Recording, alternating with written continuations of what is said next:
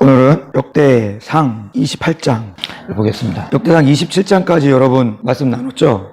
역대상 27장까지 행정 조직과 여러 가지 조직들을 정비한 것을 기록을 했죠. 그래서 다윗이 성전이 만들어지면 그것들을 섬길 사람들을 다 조직을 해서 24반열씩 나눠서 제비를 뽑아서 순서를 정하고 그리고 계속해서 지속적으로 그것들을 섬길 수 있는 일들을 행하게 하였다. 그래서 찬양대 같은 경우 그 일을 배워서 익숙하게 된 자들 288명, 그 중에 해만, 여두둔, 아삽과 같이 신령한 노래를 부르는 자들을 세워서 그 찬양대를 이끌게 하고, 그리고 다른 레위 사람들과 제사장들과 그리고 관리들, 조직들을 다 체계적으로 정비하였더라. 그래서 27장까지가 끝났고요. 28장은 무슨 얘기냐? 그 27장, 23장부터 27장까지 보기 전에 22장에 솔로몬에게 다윗이 너는 이제 성전을 지어야 되는 사람이야. 하지만 네가 어리고 미숙하기 때문에 내가 많은 것들을 미리 준비하고 그리고 사람들에게 부탁을 할 테니 너는 성전 건축을 완성하고 네 부르심을 성취하거라. 그래서 당부하는 말을 하고 그 다음에 23장부터 27장까지 조직이 나오고 28장에 다시 한번 반복되는 것이에요. 근데 말을 하는 대상이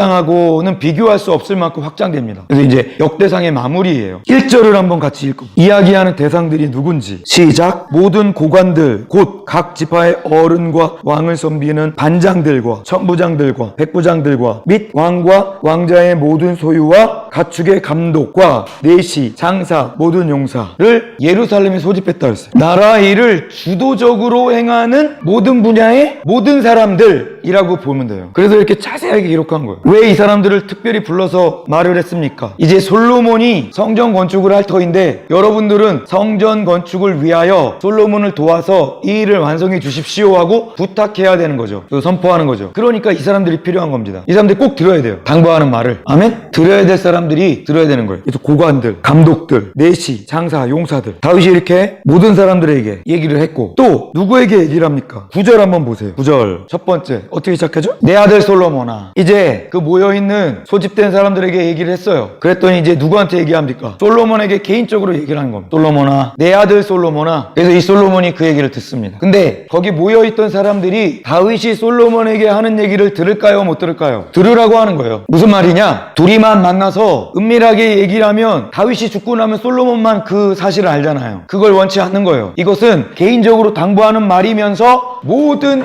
이스라엘 나라와 민족에게 모든 사람이 듣는 데서 얘기를 하는 겁니다. 내 아들 솔로몬아, 너는 이렇게 해야 돼. 그러면 나머지 사람들이 그 솔로몬이 어떻게 해야 되는지를 들었죠. 그러니까 어떻게 되는 겁니까? 솔로몬은 그렇게 할 수밖에 없는 것이. 그러라고 모든 사람들 앞에서 솔로몬에게 얘기를 하는 거예요. 이거 굉장히 중요해요. 여러분, 세례를 왜 줍니까? 이디오피아 내시는 빌립하고 내시 두 사람이서 그냥 세례하고 끝났어요. 그죠? 그러면 돼요. 하나님 앞에 내가 신앙을 고백하고 그 의식으로 치르면 돼요. 그런데 왜 세례를 모든 교회가 바라보는 앞에서 보는 앞에서 교회의 의식으로 정했을까요? 이것이에요. 이 사람은 이제 하나님 나라 백성이 되었고 하나님의 아들 딸이로 인정받았다는 의식을 행했습니다. 그러니까 이 사람은 죽었고 옛날에 지금 예수 그리스도 안에서 새 사람으로 거듭났습니다를 모든 교회의 공동체에 공표하는 거예요. 그럼 이 사람은 어떻게 돼요? 그만큼의 책임감과 하나님 나라 백성으로서의 온전한 삶을 살아야겠다는 의무감이 주어지고 자기의 신분이 노출됐죠. 그죠? 그러니까 하나님 나라 백성으로서의 책임감과 의무감이 이제 자기 혼자서 할까 말까가 아니에요. 저 사람들이 나를 지켜보고 있어요. 그리고 하나님이 지켜보세요. 아멘? 그거를 의도적으로 많은 사람 앞에서 하는 거예요. 의식을. 그래서 그 사람에게 하나님 나라 백성으로서의 책임감과 의무감을 부여하는 거예요. 또 다른 사람들은 이 사람이 하나님 나라 백성이 되었다는 것을 인식하도록 하는 거예요. 아멘. 아, 저 사람은 이제 하나님 나라 백성 됐구나. 하나님의 아들이 됐구나. 하나님 딸이 됐구나. 마찬가지입니다. 이 솔로몬에게 이렇게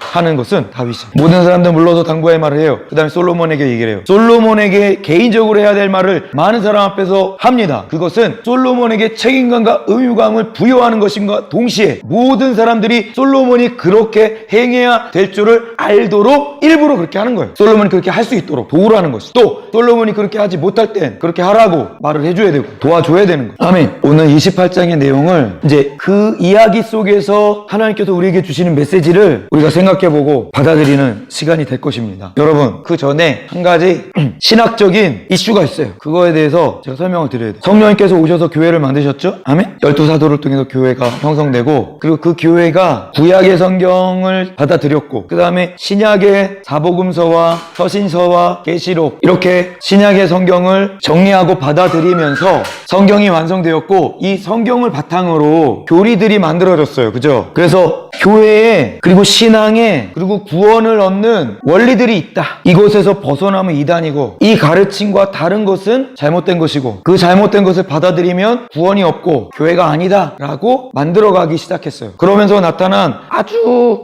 중요한 교리들이 몇 가지 있는데, 그 중에 하나가 뭐냐면 구원의 교리예요. 구원의 교리 중에 아주 대표적인 것이 무엇입니까? 첫 번째로 절대 예정, 절대 주권, 절대 예정. 누가 절대 주권을 가지고 절대적으로 구원을 예정하셨다고 말하는 겁니까? 하나님께서 절대적인 주권, 구원에 관한 한 모든 권한과 모든 권리는 하나님께 있어요. 그리고 그 주권을 가진 그분이 구원받을 자와 구원받지 못할 자를 미리 예정하셨다는 거예요. 절대 예정론이에요. 그게 구원의 교리의 아주 큰 줄기를 이루어서 지금 장로교가 이 교리를 가지고 신앙의 근간을 이루면서 가고 있어요. 또 한 가지는 구원의 교리 중에 아주 큰 줄기 중에 하나는 무슨 예정론이냐면 예지예정. 따라해보세요. 예지예정.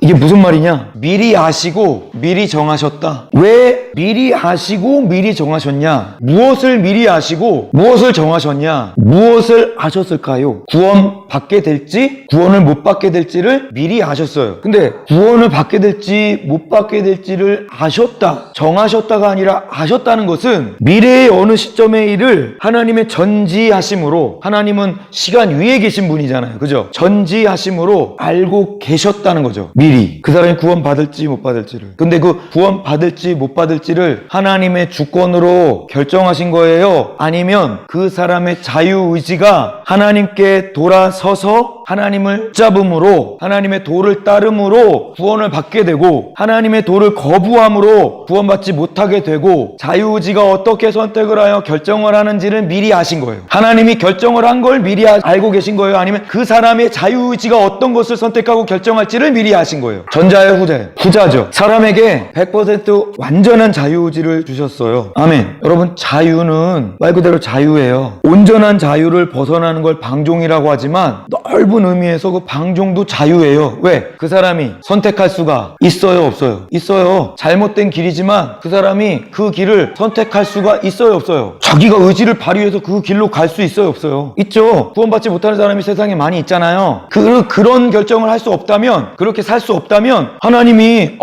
얘 내가 만들었는데 얘가 왜 구원을 못 받는 길로 가? 그러면서 붙잡아가지고 억지로 그 길로 가지 못하도록 할 수만 있다면 구원을 다 받겠죠. 하지만 그렇게 되는 순간 그 사람에게 주셨던 그 자유라는 그 단어는 자유가 더 이상 아닌 것이죠. 자유가 아니에요. 그건 방종이고 잘못된 길이지만 그것조차도 그 개인이 선택할 수가 있기 때문에 자유인 거예요. 온전하고 올바른 길을 선택할 수 있는 것을 내가 결정하는 것, 온전하지 못하고 잘못된 길을 선택할 수 있는 결정을 내가 하는 것, 이 모든 것을 다 포함한 것이 자유죠. 그리고 그 의지를 누가 발휘해? 내가 발휘하는 것이죠. 그래서 하나님께서 우리에게 주신 자유의지는 문자 그대로 100% 자유한 의지입니다. 아멘? 그 자유의지가 하나님을 선택할지 하나님을 선택하지 않을지 결정하겠죠. 인생 가운데. 그래서 결과가 나오겠죠. 그 인생이 끝날 때. 인생이 끝난 다음에 그것을 뒤집을 수 있는 것은 그 어떤 것도 없죠. 한 번 주어집니다, 인생이. 그리고 그게 결정이 돼요. 그것을 시간 위에 계신 하나님께서 그 결정이 어떻게 끝날지를 미리 아신 거예요. 이렇게 보는 겁니다. 그래서 어떻게 됩니까? 하나님은 시간 위에서 그거 결과를 아니까 미리 아신 대로 미리 정해진 걸 아신 거예요. 아멘. 조금 다르죠? 하나님 결정한 게 아니라 사람에게 주신 자유의지를 그 사람이 가지고 그 사람이 어떤 결정을 할지를 미리 아셔서 미리 정해진 거를 아신 거예요. 이 자유의지가 좋지 않은 쪽으로, 하나님을 거부하는 쪽으로 결정을 하지 못하도록 하나님이 가만히 계시는가? 어떻게 하는가 보자. 제대로 가나 안 가나? 미로 속에다 던져놓고 길을 찾으면 구원, 찾지 못하면 사망. 하나님이 그러신 분인가요? 그렇지 않아요. 하나님은 자유의지를 100% 주셨어요. 그리고 그 의지를 간섭하거나 억지로 주장하시지 않습니다. 단, 여기서 중요해요. 단,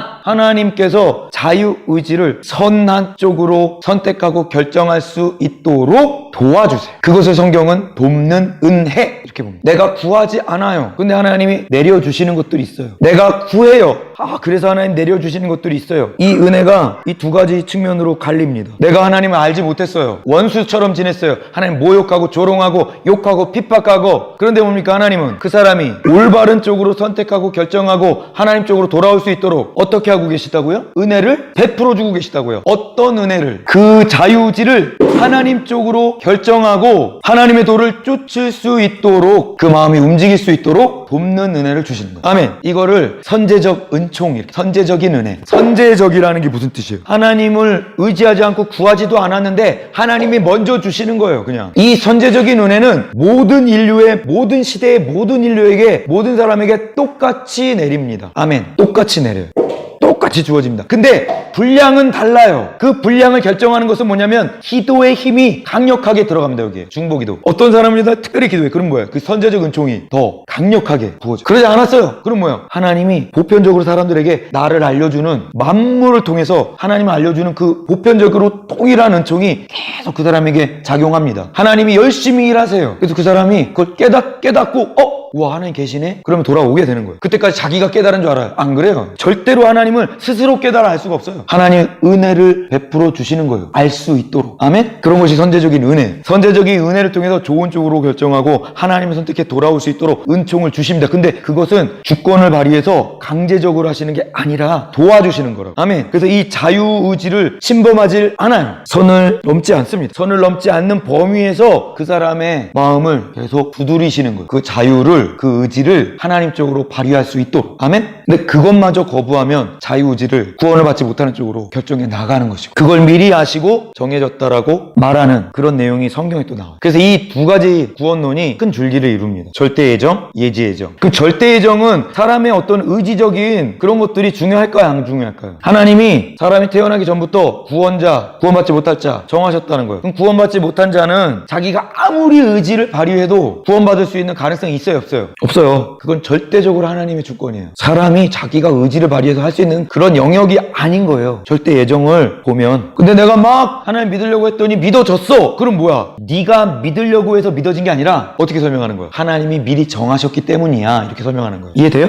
너는 구원받기로 정해져 있었던 사람이니까 믿어진 거야. 너 이제야 그걸 깨달았구나. 넌 그렇게 알아야 돼. 절대 예정된 사람이었기 때문에 네가 지금 믿어진 거야. 만약에 네가 이렇게 믿다가 배교를 했어? 그러면 너는 절대 예정된 사람이 아니기 때문에 배교를 하는 거야. 이렇게 설명. 모든 사람의 자유의지가 다 하나님이 정해놓으신 거라는 거. 그게 절대 예정입니다. 예지 예정에서는 어떤 것이 중요하게 부각될까요? 사람의 자유의지가 말 그대로 하나님 100% 온전하게 주신 그 자유의지가 어떤 것을 선택하느냐가 굉장히 중요한 이슈로 부각됩니다. 근데 이 자유의지가 작동되는 것이 100% 인간에게 깨끗한 자기만의 의지냐? 그렇진 않다는. 어떤 다른 요인들이 작용을 해요. 그 자유라는 단어를 해치지 않는 선에서. 어떤 것이라고 했어요? 하나님의 선제적인 은혜. 그래서 그 자유를 하나님 선택하는 데 사용하는 거예요. 그래서 자유의지가 굉장히 중요한 이슈로 부각이 되는 거예요. 여러분들에게 주신 그 자유를 어떻게 사용할 거예요? 방종할 거냐? 아니면 선한 의지를 발휘해서 하나님 진짜 기뻐하시는 그 자유를, 진정한 자유를 누릴 것이냐? 영원히 누릴 것이냐? 이것이 중요해요. 이게 굉장히 중요해요. 지금 제가 설명한 건 무슨 교리야? 구원의 교리죠. 여러분은 어떤 게 성경적인 것 같아요? 예지예정이 성경적인 것 같죠? 여러분이 지금 그동안 성경을 살펴봤을 때 생명책에서 지우리라. 왜? 하나님을 거부했어요. 써있던 게 지워졌다 그랬어. 한번 쓰시면 안 지워진다며. 절대예정. 그죠? 근데 지워진다 그네. 그러니까 뭐야? 예지예정이네. 그래 안 그래요? 하나님은 모든 사람이 구원을 얻기를 원해요. 그래서 뭐야? 이 땅에 보내실 때 생명책에 기록된 상태로 보내시는 거예요. 근데 뭡니까? 인생을 살면서 그 사람이 어떤 것을 선택하느냐에 따라서 생명책에서 그 이름이 지워질 수도 있다는 것입니다. 아멘. 근데 그 지워지는 것을 하나님이 그 미래의 일을 미리 아신다 모르신다? 알고 계신다. 알기 때문에 지워버리는 게 아닙니다. 그 사람이 실제로 알지만 어떻게 할지, 그 사람이 그렇게 행할 때까지 내비두세요. 미리 아는 것과 행동하는 것이 다른 차원으로 분리되어 있어요. 아십니다. 어떤 선택을 할지. 근데 뭡니까? 기다리셔. 자기 의지를 사용해서 어떤 것을 선택할지를, 그리고 그 행동을 할 때까지 기다려요. 행동을 하면 지우세요. 100% 누구 책임이에요? 지워졌어요. 하나님이 날 버리셨어. 아니면 내가 하나님을 버렸어. 내가 내가 하나님 버려. 그래서 하나님도 그 사람을 지우신 거예요. 이거를 잘 이해하셔요. 따라해보세요. 구원의 교리도 절대예정과 예지예정이 있지만 하나님의 일을 행하실 때도 이 두 가지 측면이 다 작용을 합니다. 여러분, 이 구원 말고 다른 선택이 있어요. 어떤 선택이 있냐면 부르심에 대한 선택이 있습니다. 부르심. 이 사람을 어떻게 쓰겠다라고 네가 어머니의 태중에 창조되기도 전부터 내가 너를 택정했다 그랬어요. 선택했다 그랬어요. 예레미야한테 그런 말씀하셨죠. 네가 어머니의 뱃속에 만들어지기도 전에 나는 너를 열방의 선지자로 택정하고 불렀다. 부르심이 있어요. 어떤 사람이 창조되어 하나님이 이 땅에 보내실 때는 그 사람에 대한 계획과 부르심과 그리고 그 사람이 이 땅에서 하나님의 뜻대로 행해야 될 어떤 것들이 있어요. 그것은 하나님의 뭐예요? 절대 주권이에요. 이거는 구원의 교리랑 틀려요. 이건 절대 주권입니다. 절대 주권. 정하신 거예요. 그냥 바꿀 수 있을까요? 어떤 사람이 계획하신 게 있어. 어떻게 불렀어 하나님이. 그런데 내가 싫어. 저 싫어요. 그리고 나 이거 할래요. 그리고 막 이거래. 그래 그리고 해라. 하나님이 그 계획과 부르심을 바꾸실 수 있어요? 하나님이 정했어요. 이 사람은 이렇게 되기를. 이 사람을 향한 계획들이 있어. 부르심이 있어. 근데 이 사람이 거부했어. 하나님 그래 네가 그걸 원치 않는다면 이렇게 바꿔주마. 바꿔. 이런 거 있어요? 없어요? 이런 거 없어요. 절대적인 주권은 이때 발휘되는 거예요. 성경에 절대 주권으로 변하지 않는 것은 뭐냐면 후회하심이 없다 이렇게 나와요. 그 은사와 부르심에는 후회하심이 없느니라. 후회하셔 안 하셔? 안 하셔요. 왜 그런지 알아요? 구원은 선택하고 버림받고 이게 명확하죠. 선과 악이. 그죠? 근데 뭐예요? 부르심에는 좋고 나쁨이 있어요? 하나님께서 이렇게 쓰시고 저렇게 쓰셔요. 근데 이건 좋은 거고 저건 나쁜 거예요? 그런 게 있습니까? 없어요. 다 좋은 것이죠. 아멘. 그리고 열심히 했을 때 얘는 드러나서 영광스러운 자리에서 쓰임받고 얘는 아무도 모르게 그냥 은밀하게 쓰임받았어. 그렇다고 너 영광스럽구나. 그러니 너 영광을 더 할게. 그리고 상을 더 주고 너 은밀해 골방에서만 중보했구나. 넌 그러니까 은밀하게 상급도 은밀하게 조금 이러십니까? 절대 그렇지 않죠. 은밀하게 한 것에 상을 더 주신다고 그랬어요. 오히려 이 땅에서 영광스러워 그 영광을 미리 받았구나. 그러니까 상이 오히려 적을 수도 있어요. 사람에게 막 칭찬을 받았어. 그만큼 상이 작아진다 그랬어. 미리 받았잖아. 그러니까 상도 못 받고 은밀하게 혼자서 행한 것에 대해서는 상을 못 받았으니까 하나님 그것에 더 쳐주는 거예요. 이 땅에서 다 받으려고 하지 마세요. 이 땅에서 다 드러나게 하려고 하지 마세요. 오히려 은밀하게 왼손이 하는 거 옳은 것을 모르게 하고 다른 사람이 모를 때 골방에서 기도하고 이런 것들이 하나님만이 기억하실 수 있는 것을 많이 행하면 행할수록 상이 어떻게 타고요? 행한 만큼 그대로 받는 거예요. 칭찬받고 인정받고 공개되고 이렇게 됐을 때 그만큼 상급이 줄어드는 거예요. 왜? 미리 받았잖아. 부르심의 크기는 다를 수 있어요. 근데 뭡니까? 5달란트든 1달란트든 중성스럽게 신실한 마음으로 열심히 했을 때 그거에 대한 평가와 상급은 똑같습니다. 아멘. 아멘. 부르심의 크기는 달라요. 금그릇, 은그릇, 그리고 큰 자와 작은 자, 이 땅에서 평가하는 어떤 그런 잣대로 아주 많이, 작게, 크게 쓰임받는 분량들을 다 하나님 정하셔서 그렇게 쓰십니다. 그런데 뭡니까? 작은 것도 신실하고 충성스럽게 하면 그 신실하고 충성스러운 만큼 상을 주시기 때문에 큰 일을 맡겼는데 조금밖에 못했어. 그럼 그만큼만 상을 받는 거예요. 작은 일을 아주 훌륭하게 해냈어. 그럼 큰 자에게 주어진 그 상급을 요 작은 분량의 사람이 다 받는 거예요. 아멘. 그렇기 때문에 부르심에는 후회하심이 없다고요. 아멘. 변하지 않는데 여기서 절대 주권이 발휘되는 것입니다. 하나님의 절대 주권. 왜 그러냐면 그릇을 만들 때 어떤 용도로 만들지를 주인이 결정하고 만든다 그랬어요. 아멘. 그러면 어떤 사람의 인생을 이 땅에 보내실 때 그 만드신 분이 그거에 맞는 사람으로 만드셔서 보내셨다면 그렇게 살아야 가장 행복하다는 걸 나도 알고 하나님도 아셔. 아멘. 그걸 거부하는 순간 나는 뭡니까? 용도에 안 맞는 곳으로 돌아다니는 겁니다. 그게 어떻게 그 행복한 인생이 되겠어요? 거기서 내가 창조된 목적을 다 이루었다? 말도 안 되는 거예요. 하나님 그렇게 만들질 않았는데 잘 못하게 돼 있어요. 그리고 행복하지도 않아요. 잘할 수도 없고 하나님이 이렇게 계획하셔서 그거에 딱 맞게 만들었다면 거기 있을 때 가장 빛나는 것이에요. 가장 잘하는 것입니다. 그리고 뭐야? 자기가 가장 흡족하고 만족스럽고 행복한 거예요. 그걸 할 때. 아멘? 절대 주권은 그런 거예요. 부르심은 변하지 않고 후회하심도 없어요. 그런데 한 가지가 플러스예요. 그 부르심을 이루는 방식이 구원의 교리랑 똑같아요. 부르심 자체는 절대 주권으로 정하셔요. 근데 뭡니까? 그 부르심을 이루는 방법은 구원의 교리랑 똑같아요. 우리 아까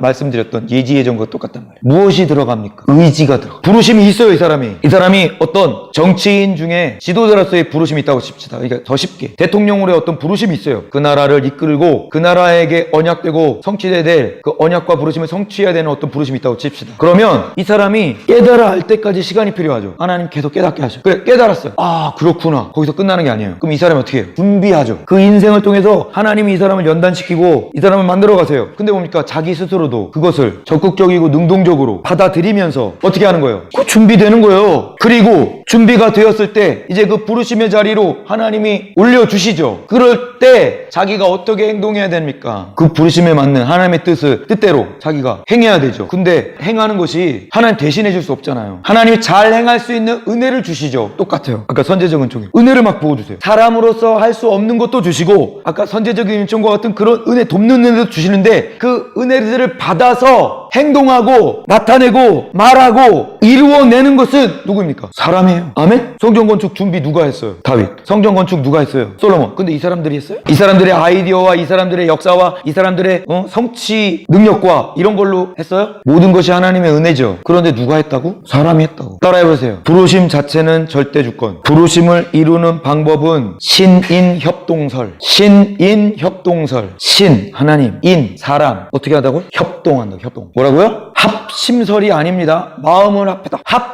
협심설 아니에요. 따라해보세요. 협동설. 이 동자가 무슨 동자예요? 움직일 동자예요. 움직여야 성취된다고. 누가? 하나님이. 누가? 사람이. 어떻게? 따로따로? 어떻게? 서로서로 협동하는 거예요. 협동. 이 협동의 기본 전제는 뭐예요? 합심이에요. 합심. 마음이 하나가 되는 거예요. 내 마음이 하나님 마음, 하나님 마음 내 마음. 그러니까 뭐야? 어떻게 해야 될지를 깨달아. 어떻게 해야 되는지를 또 받아. 그래서 뭐야? 협동하는 거예요. 내가 할 수 있는 것을 최선을 다해. 그럼 뭐야? 할 수 없는 영역까지 하나님 해주셔. 아멘. 내가 해야 되는 것도 할 수 있는 힘이 없어? 그럼 뭐야? 하나님 힘을 주셔서 하게 하셔. 그래서 신인 협동설이 부르심을 이루는 방법으로 성경에 계시된 진리입니다. 아멘. 부르심 자체는 절대 주권이에요. 후회하심이 없어요. 근데 뭐 그 부르심을 이루는 방법은 신인 협동설이에요. 구원의 진리는 양보하시지 않아요. 절대 주권이에요. 나의 도를 따라라. 아멘. 십자가의 도를 따라라. 십자가의 은총을 믿어라. 회개하고 그리고 진리를 받아들여라. 그 복음을. 그리고 따라라. 타협이 없어요. 그러나 그건 절대 주권이죠. 아멘. 그러나 그것에 관한 구원의 결정은 뭡니까? 예정이에요. 신인 협동설이에요. 그 의지를 하나님께 드릴 것이냐 안 드릴 것이냐. 아멘. 여러분 잘 이해하셔야 돼요. 모든 것이 다 하나님께 결정되어 있는 게 아니에요. 모든 것이 하나님의 결정이 속해 있는 부분이 있어요. 근데 뭡니까? 이것이 이루어지는 부분은 같이 가는 거예요. 하나님이 반드시 이 방법을 주세요. 하나님 혼자서 다 안 해. 절대. 사람과 같이. 이 부분은 성경을 보면 볼수록 계속해서 드러납니다. 하나님이 사람을 선택하세요. 근데 뭐야? 그 사람을 쓰실 때 같이 합니다. 이걸 해야 돼. 그럼 뭐야? 하나님이 할 수 있는 마음을 주세요. 그 다음에 어떻게? 할 수 있는 힘을 부어주세요. 그래갖고 어떻게? 하게 돼. 또는 내가 이걸 해야 되는 거 알았어.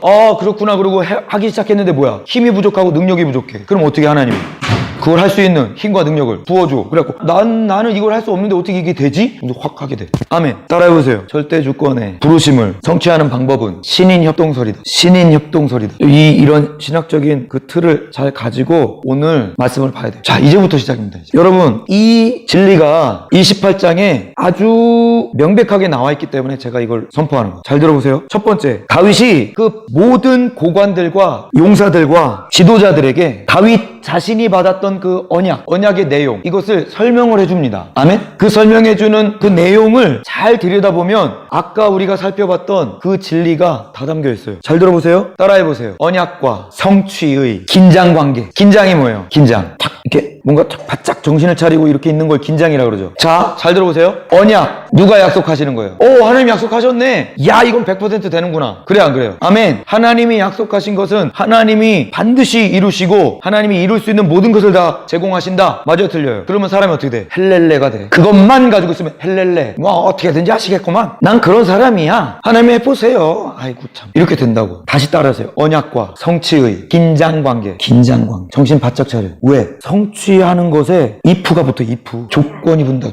조건절이 붙어요. 만약 무엇 한다면. 언약의 내용에는 이 조건절이 들어가요, 안 들어가요? 안 들어가요. 완벽한 하나님의 뜻만을 전달합니다. 그런데 그것을 받아들이는 그 사람이 어떻게 받아들여야 되느냐? 조건절을 붙여서 받아들여야 된다고 다윗이 선포하는 거예요. 이 사람들한테. 볼까? 3절부터 6절까지. 3절에 보세요. 너는 전쟁을 많이 한 사람이라 피를 많이 흘렸으니 내 이름을 위하여 성전을 건축하지 못하리라. 4절. 그러나 이스라엘 하나님 여호와께서 전에 나를 내붙인 온 집에서 택하여. 택하심이죠. 이건 어떤 주권이라고요? 절대 주권. 아멘. 영원히 이스라엘 왕이 되게 하셨나니 곧 하나님이 유다 지파를 택하사 머리를 삼으시고 유다의 가문에서 내 부친의 집을 택하시고 내 부친의 아들 중에서 나를 기뻐하사 온 이스라엘을 이스라엘의 왕으로 삼으셨으니 이건 뭐예요? 다윗을 택하신 절대 주권이죠. 그건 하나님이 선택하는 거예요. 내가 선택받기 위해서 막 해갖고 선택받은 거 아니에요. 하나님이 선택하신 거예요. 그죠? 절대적인 주권. 그런데 5절 여호와께서 네게 여러 아들을 주시고 그 아들 중에서 내 아들 솔로몬을 택하사.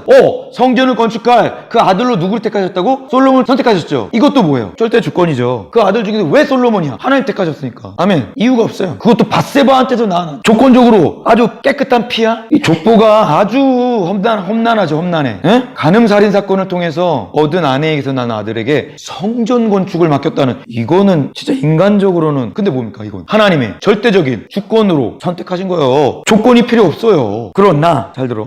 택하사 여호와의 나라 왕위에 앉혀 이스라엘 다스리게 하실세. 6절 내게 이르시기를 네 아들 솔로몬 그가 네 성전을 건축하고 내 성전을 건축하고 내 여러 뜰을 만들리니 이는 내가 그를 택하여 내 아들로 삼고 나는 그의 아버지가 될 것이며. 여기까지는 절대 주권으로 한 선택이에요. 그죠? 7절 뭐라고 했어요? 6절까지가 다윗의 언약에서 하나님께서 계시해 주신 부분이죠. 아멘. 7절은 뭐예요? 자기가 깨달아서 붙여진 조건절이에요. 그 다윗 언약을 들었어요. 자기가 선지자 나단으로부터. 그 내용에는 7절이 없어요. 근데 뭐예요? 듣고 나서 자기가 이제 깨달은 거예요. 그 부르심을 성취하는 방법으로. 뭐예요? 7절 다 같이 읽어보세요. 시작. 그가 만일 나의 계명과 법도를 힘써 준행하기를 오늘과 같이 하면 내가 그의 나라를 영원히 견고하게 하리라 하셨느니라. 아멘. 7절이 역대상 17장에 7절과 같은 내용이 있어요? 없어요? 있어요? 없어요? 없다고요. 나단은 이런 얘기 한 적이 없어요. 그리고 그걸 가지고 감사 기도를 할 때 다윗이 이런 말을 한 적이 없어요. 근데 뭡니까? 언약을 받았을 때는 이런 조건절이 붙지 않지만 그 언약을 이제 성취하기 위해서 딱 들어서서 행하기 시작하면 뭐가 붙게 되는 거예요? 7절이 붙어진다고요. 이거는 자동이에요. 네가 나의 부르심을 성취하기를 원하느냐? 내가 약속한? 근데 한 가지 조건이 있다. 네가 나한테 속한 상태를 유지해라. 아멘. 네가 나에게 속해 있는 상태를 유지해. 네가 나에 대한 마음이 변하지 않아야 돼. 네가 나에 대한 마음이 변하지 않는다면 내가 약속한 그것은 100% 완전하게 성취될 것이다. 아멘. 당연한 거 아니에요? 아니, 생각을 해보세요. 어떤 사람을 부르셨어요. 부르심. 근데 그 부르심 이루시려고 해요. 근데 이 사람이 하나님한테 붙어있지 않고 이렇게 멀리 떨어져 있어요. 근데 어떻게 부르심을 이룹니까? 어떻게? 합심도 안 되고 협동도 안 되는데 어떻게 그 부르심을 이룰 거예요? 누가 해야 되는데? 그 사람이 해야 되는데, 그 사람이 마음이 움직여, 그 사람이 행동을 해야 되는데, 그 모든 할 수 있는 힘과 능력과 재료들과 모든 주변 상황과 역사들 하나님 하셔요. 근데 뭐예요? 직접적으로 뭔가를 해야 되는 것, 인간으로서 하나님의 뜻을 이룰 수 있는 통로로 뭔가 한 발짝 두 발짝 걸어야 되는 그 부분은 사람이 해야 되는 부분이 반드시 있다고요. 말을 하거나 전해지거나 아니면 행동을 하거나 내가 몸을 입고 이 육체로 이 땅에서 피지컬적으로 해야 되는 뭔가를 그 다음 해야 된다고.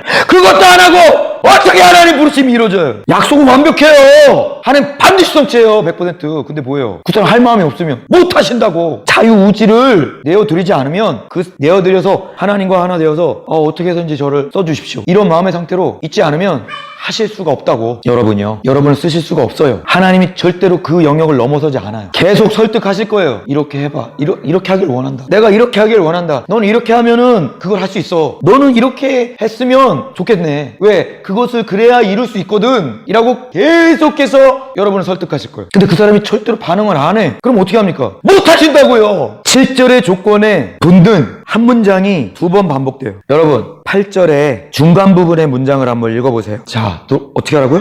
너희 하나님 여호와의 모든 계명을 구하여 지키기로 하라. 누구 보고 얘기하는 거예요? 하나님 너를 지켜주실 것이다? 아니라 네가 네 스스로 결심하라는 거죠. 합심. 어떻게 하라고요? 그 마음을 지키기로 결정하라. 아멘. 먼저 마음을 정하라고 말해요. 마음을 정하라. 그 다음 10절로 가보세요. 성전의 건물을, 거기부터 읽어보세요. 성전의 건물을 시작. 어떻게 하라고요? 힘써 행할지니라. 여러분 잘 들으세요. 너무나 명백하고 확실하게 드러나 있어요. 이 진리가. 언약이 100% 하나님이 하신다고 약속해 주셨어요. 근데 뭐예요? 만일 네가 하나님께 속해 있다면, 그죠? 이렇게 될 것이다. 그리고 2가지를 당부해요. 이제 구체적으로 디테일하게. 첫 번째, 어떻게 해라? 지키기로 네 마음을 결정하라. 이렇게 된 거예요. 첫 번째. 두 번째, 그 일을 위하여 힘써 행해라 이렇게 된 거예요. 행할 것을 결정하라 안 그랬어요. 결정을 하고 어떻게 하라고? 행하라 이렇게 된 거예요. 제가 아까 설명드린 게 똑같죠. 구원의 진리를 주셨어요. 그죠? 근데 그 이루시는 방법은 뭐라고요? 신인 협동설이라. 협동이 되려면 뭐가 먼저 돼야 된다고요? 합심이 먼저 돼야 된다고요. 하나님 마음과 내 마음이 똑같아졌어요. 지키기로 결정하라 됐어요. 이제 그럼 어떻게? 협동이 되는 거예요. 어떻게? 힘써 행하라 이거예요. 어떻게 할 줄 알았어? 그럼 해. 그럼 어떻게 되는 거예요? 부르심이 성취되는 거예요. 내가 잘나서 된다 아닌 거예요. 내가 할 수 있는 게 그거밖에 없어요. 근데 뭐예요? 이거에 100배 1000배만큼 하나님 역사하셔도 되게 하신다고. 나머지는 하나님이 행하시면 안 되는 모든 것을 하나님이 행하셔. 근데 뭐야? 내가 해야 될 것은 내가 해야 돼. 그 부분 아주 0.001밖에 안 되죠. 성취의 모든 것이 하나님 하신 거죠. 근데 뭐요? 결정하고 행하는 그 0.001 그 부분은 네가 해야 되는 거야. 다윗이 언약을 해석해주고 있다고요. 누구에게? 모여든 그 모든 지도자들과 솔로몬에게 말하고 있는 거예요. 여러분, 솔로몬에게만 말한 거 아니에요? 8절에 단수예요, 복수예요? 무슨 단어가 쓰여서 너는 이랬어요, 너희는 그랬어요. 지금 솔로몬에게만 말한 게 아니라니까. 솔로몬 혼자서 이룰 수 있는 것도 아니야. 이거는 솔로몬 혼자 너는 그렇게 해. 그러면 얘네들이 따라갈 거야. 절대 그렇게 말 안 했어요. 너와 너희들 동시에 하나님 아버지의 율법을 지키기로 결심하고 그것을 위하여 힘써 행하라. 둘에게 동시에 말하는, 똑같이 말하는 거야. 너희들도 똑같아. 솔로몬만 잘하면 이게 되는 게 아니야. 너희들도 똑같이 해야 돼. 너희들. 그 다음 뭐야? 너! 하고 또 한 번 얘기해. 너는 마음을 지키기로 하고 힘써 행하라. 아멘. 8절 첫 단어를 읽어주세요. 이제 너희는. 자,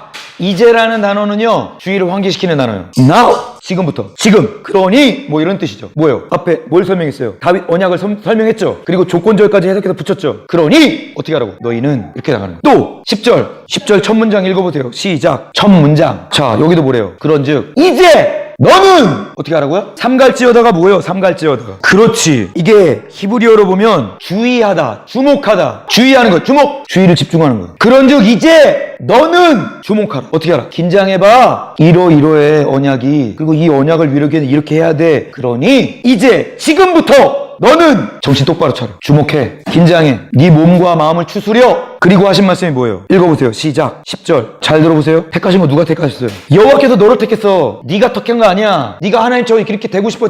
아니야. 하나님이 널 택하셨어. 어떻게? 성전 건축을 위해서 너를 창조하신 거야. 그러니 너는 그렇게 될 거다. 아니. 그러니 너는 이제부터 정신을 바짝 차리고 주목해서 어떻게 하라고? 힘써 행하라. 힘써 행하라. 여기서 그냥 행하라. 힘써 행하라. 힘써. 전력을 다하라는 거예요. 전력을. 하나님을 향해서 여러분 전력을 다하고 있어요? 전력을 다하고 있냐고요. 예배 때 전력을 다하고 있습니다. 찬양할 때 전력을 다하고 있어요. 말씀 들을 때 전력을 다하고, 기도할 때 전력을 다하고, 힘쓰고 있습니까? 힘쓰는 게 여러분의 마음을 불편하게 합니까? 그건 불신자예요. 그건 불신자들이 갖는 마음이에요. 힘쓰고 있는데 왜 마음이 불편해요? 내가 할 수 있는 건 힘쓰는 것밖에 없어요. 나머지는 다 하나님이 하세요. 이 힘만 쓰면, 마음을 정하고 힘만 쓰면 하나님이 내 인생의 모든 것들을 하나님의 언약대로 성취하게 해주신다는데, 휴직 걱정하지 마. 재정 걱정하지 마. 인간관계 걱정하지 마. 네 앞으로 결혼하고 가정을 걱정하지 마.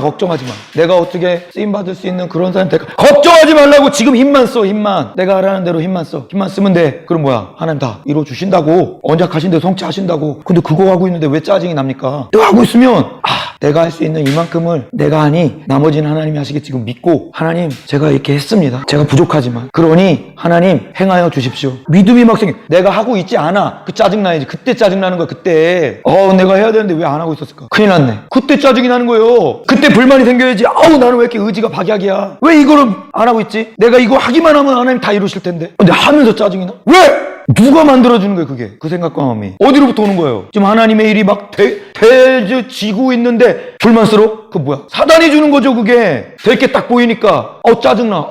얘가 이렇게 하면 안 되는데. 분별하셔야죠, 분별. 야, 이거에 속지 말아야지. 나사렛 예수 그리스도의 이름으로 이 더러운 생각 떠나가라. 난 그걸 믿지 않아. 난 하나님 말씀에서 이걸 믿을 거야. 하나님이 언약해 주시고 하나님 안에 거하고 마음을 지키며 힘써 행하면 하나님이 다 이루어 주신다는 이 진리의 말씀을 나는 믿음과 굳게. 내가 힘써 하고 있어? 야! 왜 짜증나? 짜증나게 하는 이 더러운 생각아, 내게서 떠나가라. 나사렛 예수님의 이름 따라갔죠. 내 인생을 망가뜨리고 무너뜨리는 이 더러운 생각, 이 생각을 지입시키는 아까운 더러운 영아 나사렛 예수 그리스도의 이름으로 내게서 영적 광무지로 따라갔지어다. 다시는 오지 마라. 다시 한번 언약과 성취의 긴장관계. 다윗은 자기는 깨달아 알고 있었어요. 근데 뭐예요? 지금 자기는 이제 물러서야 될 시간이 왔잖아요. 그런데 뭐야? 전달된 건 언약만 전달돼 있단 말이에요. 솔로몬도 넌 택함 받은 사람이야. 네가 성전을 짓게 될 거야. 하나님이 너를 도와주실 거야. 널 떠나지 않으실 거야. 맨날 이 소리만 했다고. 그리고 뭐야? 사람들도 하나님이 이 사람을 택하셨구나. 그래 지어지시겠네. 하나님 지으시겠네. 이러고 있었을 거라고. 근데 뭐야? 다윗은 이제 그것을 막 주도해서 이렇게 해야 돼 저렇게 해야 돼 막 준비하던 사람인데 이제는 퇴장해야 돼. 그러니까 뭐야? 조건절을 붙여줘야 되는 거예요. 혹시라도 얘가 이걸 몰라 이게 성취되지 못하게 될까봐 설명을 해줘야 되는 거예요. 완전하게 그 언약을 받은 사람으로서 그 언약을 어떻게 해석하고 적용해야 되는지를 알려준 거라고요. 마치 신약시대의 교회에 저와 같은 설교자가 이 성경 본문을 이게 언약이죠. 언약의 말씀이죠. 아멘. 이걸 그냥 읽어주면 그렇구나 그러고 말아버려. 그러니까 어떻게 합니까? 이 설교 시간에 그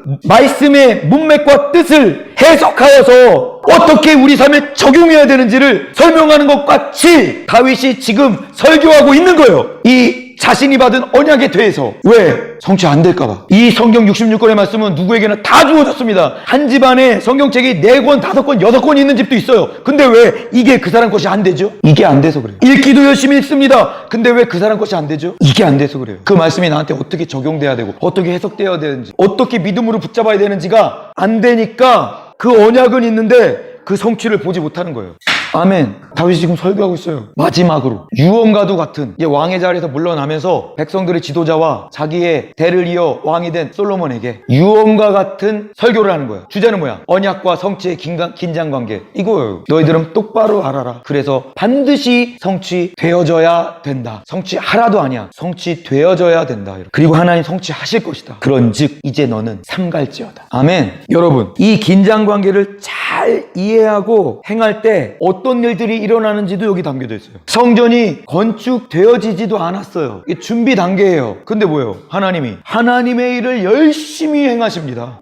다윗이 그것을 경험을 했어요. 그리고 그걸 가감없이 얘기해 줍니다. 솔로몬에게. 그리고 지도자들에게. 잘 들어보세요. 2절에 보면 이런 말이 있어. 맨 마지막 문장에 우리 하나님의 발판을 봉헌할 성전을 건축할 마음이 있어서. 누가? 다윗이 마음이 있었어요. 그래서 건축할 재료를 준비하였으나 허락하셨어요? 안 하셨어요? 안 하셨어요. 마음은 있었어. 굴뚝 같았어. 정말 하고 싶어서. 근데 뭐야? 재료만 준비하는 선까지만 했는데 거절당했어. 그래 이 다윗의 마음은 불타올라요. 일단 무엇이 된 거예요? 합심이 됐죠. 그리고 뭐야? 협동이 됐어요. 시키지도 않은 것까지도 막 열심히 해요. 그러니까 뭐 하나님이 더 잘할 수 있게 막 해줬단 말이에요. 힘써 했어요. 아멘. 그때 성전 건축 준비자로 부르심을 받은 다윗에게 그 택하심이 임했죠. 그죠? 나를 왕으로 삼을 이유는 뭐야? 그 아들이 성전을 지을 수 있도록 준비하는 것이라고 했죠. 아까 다윗 언약 설명하면서 다 나왔죠? 나를 택하사 왕으로 세웠어. 왜? 내 아들을 통해서 성전을 짓기 위해서. 그리고 그 왕위가 영원히 가기 위해서. 택하심을 받았어요. 약속하심이 있었어요. 그리고 뭐야? 합심이 됐고 협동했어요. 그 합당한 은혜가 막 부어지기 시작했어요. 그 결과로 나타나는 게 뭐예요? 11절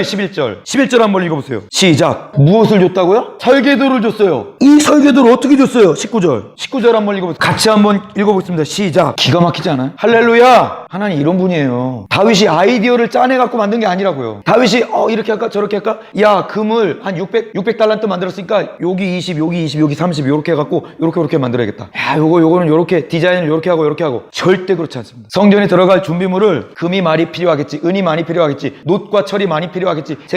쟁겼어요. 그랬더니 열심히 힘써 했어요. 그랬더니 뭐야? 어느 날 하나님이 나타나셔서 설계도를 보여주시는 거예요. 야 봐봐, 네 진짜 열심히 하는구나. 그런데 이렇게 하는 거야. 이제 하나님이 하셔야 될 일들을 열심히 시작하십니다. 어떻게? 설계도를 펴놓고 보여주시는 거예요. 누가 그렸다고 그랬어요? 하나님이 직접 그리신 설계도를 다윗에게 보여주시는 거예요. 어떻게 봤을까요? 모세랑 똑같이 봤을 거예요. 히브리서에 뭐라 그랬어요? 하늘에 있는 성전의 모습을 보여주시고, 아멘, 그 모습을 보고 그대로 옮겨서 만들었다고 나와 있죠. 두 번째 성전입니다. 그건 성막이었지만, 그죠? 이 두 번째 성전도 누가 보여주셨다고요? 하나님이. 여기 출애굽기에 보면 이 설계라는 단어가 식양이로 나왔어요. 식양. 따라해보세요. 식양. 하나님이 보여주신 식양대로 설계. 히브리어로 타브니트라는 단어예요.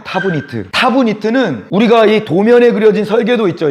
이걸 뜻하는 단어가 아니에요. 이 타브니트라는 말은 무슨 말이냐면 모형이란 단어, 샘플, 견본이란 단어입니다. 분명한 뜻이. 근데 뭐야? 형태를 갖춘 구조물이에요. 그러니까 뭐예요? 하나님이 성전의 겉모습과 안에 들어가서 장식들과 금그릇과 은그릇을 직접 보여주신 거예요. 직접 이렇게 만들어, 이렇게. 그리고 심지어 무엇까지 달아서 보여주셨냐? 무게까지 정해주셨어요. 무게. 요 금그릇은 몇 그램, 이 은자는 몇 그램으로 만들어. 이렇게 디테일하게 요 데코레이션 요거 들어가는 무게는 몇 그램으로 써. 할렐루야. 놀랍지 않습니까? 기가 막혀. 이걸 보고 감탄사가 안 나오면 안 되지. 우리 하나님 이런 분이라고요. 여러분에게 한번 적용해볼까? 이런 경우가 일어나는 거예요. 내가 공부 열심히 하고 있었어요. 열심히 했어요. 열심히 해야지. 힘써 행했어. 내가 할 수 있는 부분 했어. 근데 왜 어느 날 갑자기 앞에서 책이 넘어가는 거예요. 다 보인다. 이거 어떻게 사람이 돼? 열심히 했어요. 열심히 공부하고 열심히 했어. 근데 왜 어느 날 입이 풀리는 거예요. 그 영어 회화가 그냥 돼요. 할렐루야. 여러분 이게 없는 줄 아세요? 얼마나 많은데? 심지어는 아프리카의 전도자들은 영어를 쓸 줄도 모르고 읽을 줄도 몰라. 근데 회화를 능통합니다. 복음을 전해요. 발음 유창합니다. 어떻게 당신 영어를 언제 배웠냐고. 학교도 안 다니셨는데. 당신 모국어도 아닌데. 어느 날 전도하는데 영어권 사람을 만난 거예요. 영어를 쓰는 그 사람, 외국인을 만났어. 근데 전해야 되는데 하나님이 그냥 뚝 떨어뜨려 주셨다는 거예요. 그 순간 그리고 말하기 시작했는데 자유자재로 쓸 수 있게 됐다는 거예요. 그 사람이 예수님 믿게 됐다는 거예요. 그때부터 시작됐다. 내가 영어를 쓴 게. 아멘. 이게 불가능합니까? 오순절날 성령께서 오셔서 하신 일이 뭐예요? 언어를 주셨잖아요. 각 나라 각 족속. 유대인들이 그 근방의 모든 세계의 열방에서 모였어. 근데 그 세계 열방 언어들을 다 주셨다고요. 하루아침에 한순간에. 아멘. 이런 일이 일어난다고요. 여러분 기대하세요. 모두에게 똑같이 일어나진 않아요. 각양의 형태와 각양의 모양대로 일어나요. 지금 다윗은 성전에 준비를 해야 되니까 설계도가 필요했다고요. 그러니까 이러는 거예요. 여러분에게 뭐가 필요한지 여러분 부르심이 그것을 결정합니다. 여러분 부르심에 필요한 무엇이든지 초자연적인 것들이 있습니까? 그럼 여러분에게 그 초자연적 것들이 일어나요. 어떨 때? 내가 마음을 정하고 힘써 행할 때. 힘써 행해. 근데 내 능력으로 안 돼요. 근데 뭐예요? 하나님이 해주신다고. 하나님이 행해. 여러분 언어에 능통함이 필요해? 기도하세요. 열심히 영어 공부를 하세요. 열심히 기도로 구하세요. 그럼 뭐예요? 하나님이 어느 날 주십니다. 주셔요.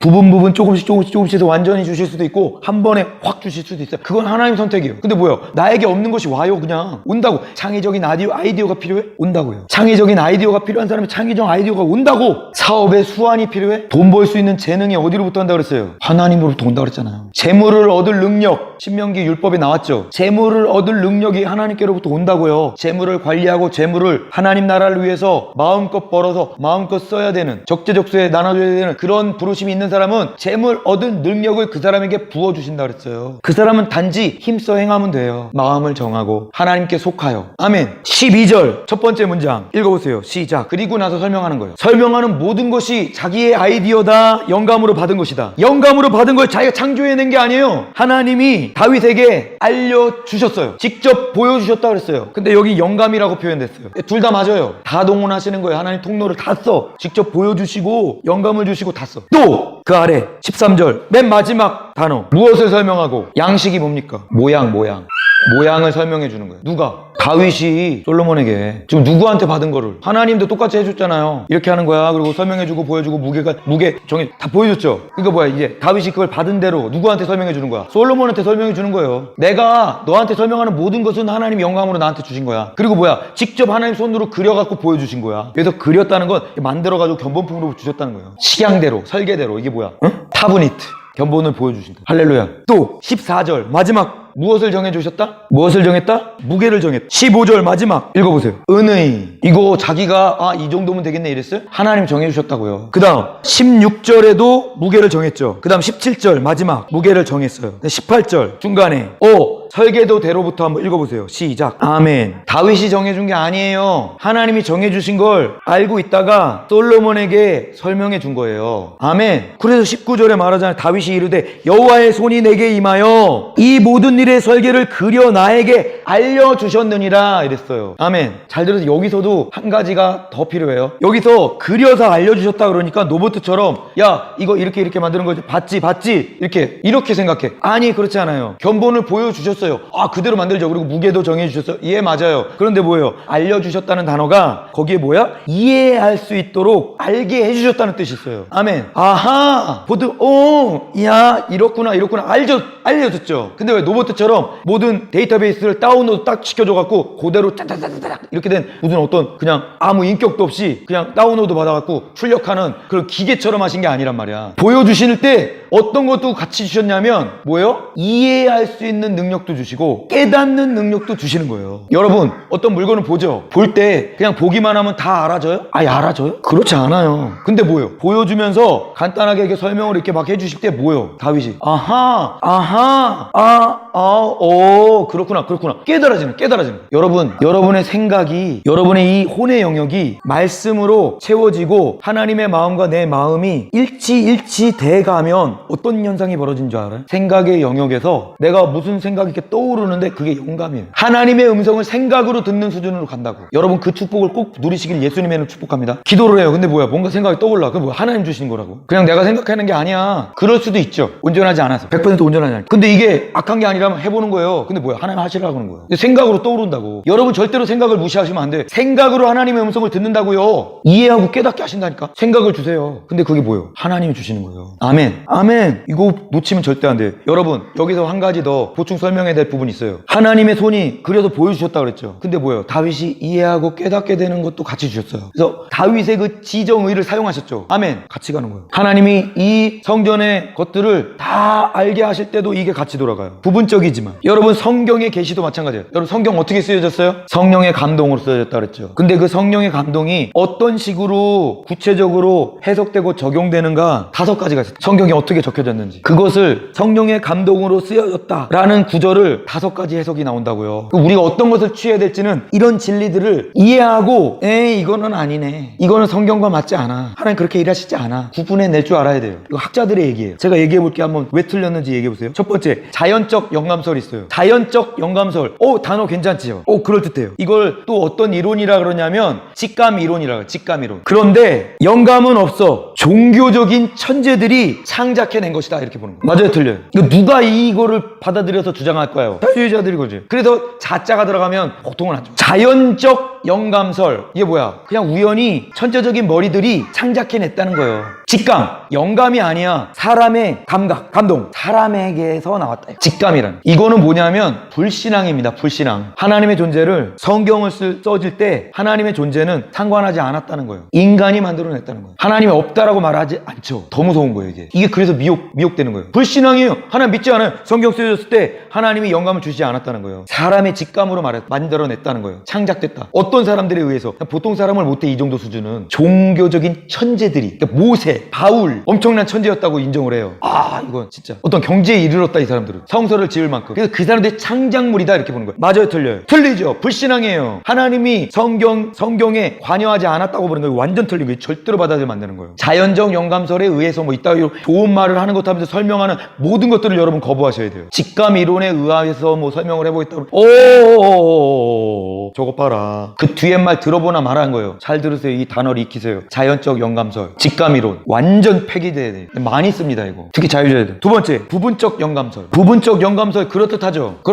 잘 들어보세요. 성경의 처음과 끝이 전체가 영감으로 이루어졌지 않았다는 거예요. 부분이 영감으로 쓰여졌다는 거예요. 왜 그렇게 설명하냐면 이 부연 설명이 더 이렇게 그럴듯하다 이렇게 만들어 사람들을. 잘 들어. 저자가 그 사람 있죠. 사람. 바울이나 모세 이런 사람들의 사상. 모세가 왕자로서의 교육을 받았잖아요. 그 시대에 배워야 될 모든 학문을 익혔겠죠. 그죠? 익혔다고 나오고. 그죠? 그것이 하나님이 주신 부분적인 영감에 플러스 알파가 되어서 나머지 성경에 끼어 들어갔다 이렇게 보는 거예요. 그럴듯하죠? 그럴듯해요? 안 해요? 그래서 언어로 표현이 됐어요. 오케이? 자, 영감을 그 저자가 하나님의 통로가 돼서 영감을 받았어요. 그죠? 그래서 그 사람이 배웠던 학식과 그런 것들이 플러스 알파가 됐어요. 그래서 그 사상이 녹아져가지고 나왔어. 근데 뭐야? 언어로 쓰여질 때, 글로 쓰여질 때, 처음부터 끝까지 영감으로 쓰여지지는 않았다 이렇게 봐요. 그 사람 생각도 들어갔다 이거 보는 거예요. 영감도 받았어. 그리고 그 사람 사상과 잘 하나님 그것도 이용하셨어. 근데 뭐야? 부분적이야. 망고 자기 생각도 들어갔다는 거예요. 그래서 뭐야? 글로 표현됐어. 그러니까 뭐야? 하나님이 영감을 받아 그 사람을 사용하셔서 이렇게 쓰고 싶은 얘기도 있지만 하지만 자기 생각을 쓴 것도 있다. 부분적이다 이거예요. 부분적 영감설 맞아요, 틀려요? 틀려요. 하나님의 영감을 주셔서 쓰겠다면서. 그런데 뭐야? 사상하고 언어를 분리시켰단 말이에요. 분리될 수 없어요. 그 사람 마음이 나오는 거예요. 언어로. 그거를 쓰면은 글이 되는 거예요. 하나님 그 사람의 어떤 사상을 들어 쓰셨다면 그 사람이 영감을 받아 쓰여진 모든 글은 하나님의 영감으로 쓰여진 거예요. 아멘. 어떻게 그게 분리될 수가 있어요? 글 쓸 때는 자기 생각으로 썼다? 말이 돼요 이게? 부분적이다 이걸 강조하기 위해서 그런 걸 절대로 그렇지 않습니다. 그건 받아들일 수가 없어요. 그 다음 이거를 채택하고 있는 우리나라 교단이 있어요. 잘 들어보세요. 축자 영감설. 축자 영감설. 이거는 기계적인 영감설이에요. 기계적 영감설. 뭔 소리냐? 아까 제가 말씀드렸고 다운로드 받았어. 그래갖고 뭐야? 다다다다다다다 나오는 거야. 그럴듯하죠. 근데 그 성경을 계시 받아서 적는 그 사람의 인격은 1.1획도 들어간 적이 없어. 그 사람은 그냥 무인격, 무의지, 무의식적인 상태로 성령에 완전히 사로잡혀 홀린 상태로 기계적으로 나왔다 이렇게 보는 거예요. 그럴듯하죠. 이거 완전히 하나님을 완전히 인정해 드리는 것 같잖아요. 그죠? 그죠? 그래서 이게 굉장히 우리의 신앙에 도움이 되기도 해요. 왜? 성경의 권위를 0.001%라도 손상시키지 않아요. 이거는 사람의 영향력이 0%라고 주장하거든요. 그런 부분에서는 이게 괜찮아요. 그러나 우리 봤잖아요. 하나님이